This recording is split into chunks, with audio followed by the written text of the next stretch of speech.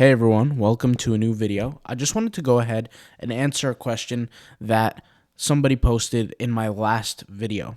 Speaking of questions, I have a lot of questions to address when it comes down to print on demand, and I do want to answer this question.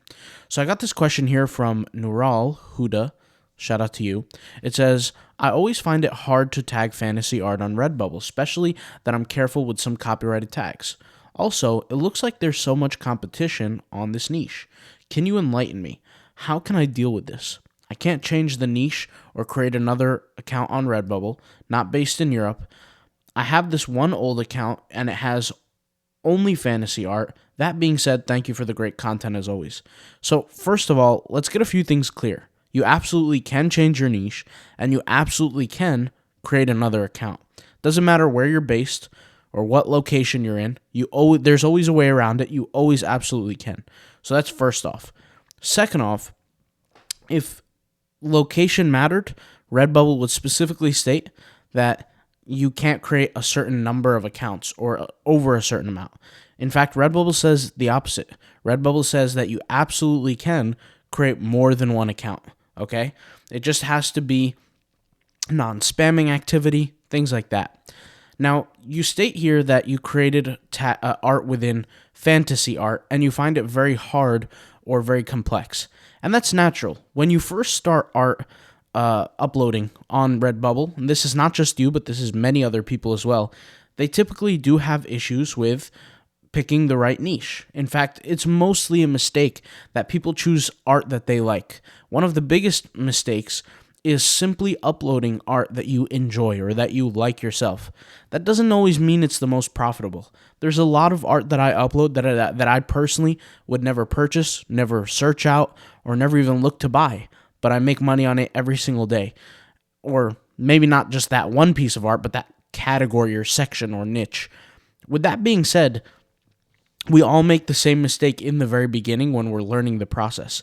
Now, you've typically heard me say before, make sure your store is in one niche, one overarching niche, and then you can go ahead and create sub-niches in the future within that.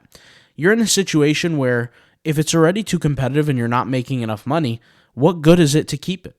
What's the point of keeping and creating art in the same niche? That rule of creating art in only one niche applies for somebody who's already successful or who's already generating sales. So if you have a brand new start and you're fully aware of how things should go on Redbubble, meaning creating a store with one niche to maximize the average order value, then yeah, it's fine to stick to one niche, one overarching niche. But in your case, you already made the mistake of going after content that's not going to be valuable to you because it's not producing enough income. So in that case, cut it off, move on, change your niche. These things that you state that you can't change your niche or you can't change your account or you can't create an account, it's not necessarily true. Don't fall into these beliefs.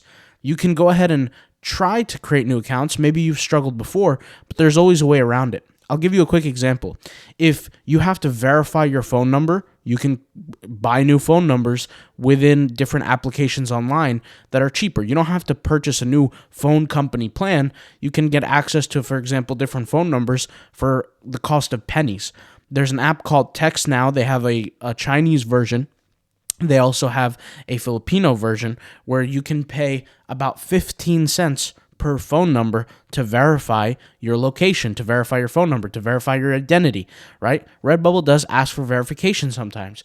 There's also free VPNs where you can switch location. My virtual assistants all use VPNs to match my location when they're working for me. So this idea that you can't switch your niche or you can't create new accounts just because you're in Europe, that's not completely true. That's the first thing. Second thing is, if your arm is poisoning you, what's the wisest thing to do? Keep your arm and let it kill your body, or cut it off? The answer is cut it off. In your case, you're afraid to, or I don't know if you're afraid, but you feel hesitant to uploading new art in new niches on that one same account. Go ahead and do so. The account is no good regardless. If you're not making money on it, what good is it? So don't worry about that. Go ahead and upload new art. Don't delete the past art. As long as it's not trademark infringing or infringing on anybody else's identities, go ahead and upload new art to that same account if you don't feel like creating a new account right away. And once again, guys, the rule for creating new accounts or sticking to one niche on Redbubble either applies to two circumstances: creating a brand new account when you have the ability to stick to one niche and having done some prior research before then, or if your niche is already making you some money. So for example, if I decide to upload puppy dog designs in a puppy dog niche, then what's the wisest thing I could do if I'm already making money? I just stick to that niche and find ways to expand.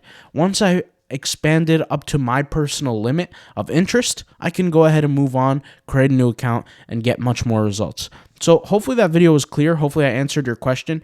And for all beginners out there, I think this is really good advice, is that before you get into a niche, try to do some research on it. Try to acquire some lists of sub niches that can fit within it. Try to acquire lists of tags. Remember, when I showed you guys the video with the Rocket Tagger tool on Redbubble, you can use this tool to get really a whole list of different tags, and you can list them up and size them up and see what art you can create for them. There's a lot of different strategies to be successful on Redbubble. You just have to find the right strategy for you. But in most cases, they're all really connect to the same concept, which is taking art and uploading it in niches that have lower competition than traditional, and then that search volume can really fall through the cracks. You can get some traffic. And if you're deciding to compete in competitive angles, you're deciding to go specifically for competitive niches, then you should use some sort of social media to help boost that up, whether it be Pinterest, whether it be Instagram, whether it be Twitter, whether it be Facebook, whatever you want to personally use, whatever you're comfortable with, go ahead and use that to generate more sales, and those sales will help you get more organic sales down the road. Remember, Redbubble is an algorithmic platform that works off three core concepts: the number of favorites, the number of sales, and the related keywords.